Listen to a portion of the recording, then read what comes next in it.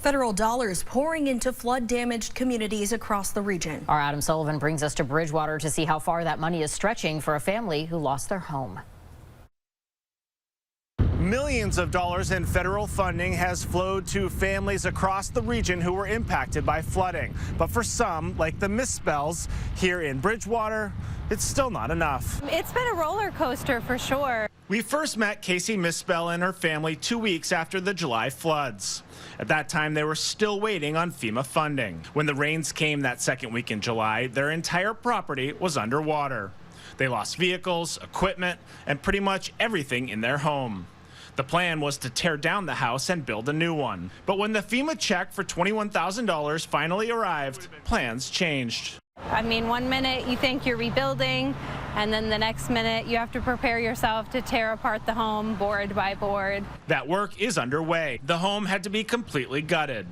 Everything, including all the waterlogged wiring, needed to go.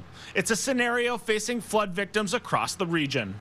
4,535 residents have applied for assistance, resulting in over $11.6 million in financial aid. FEMA made 2 site visits to the Misspells home before determining the $21,000 in assistance. Some families are getting more, some less. Our disaster survivor assistance teams going door to door have visited over 17,000 homes in 83 of the hardest hit communities. This family is fortunate enough to have a camper which they've been living in since the flooding. However, with 3 kids, the living quarters are tight. We're all ready to go home, but whenever that happens.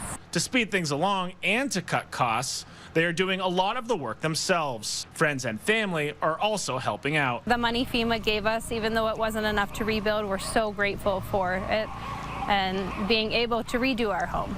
FEMA officials are doing follow-up visits, and in some cases, people are eligible for additional funding. The deadline to apply is September 12th.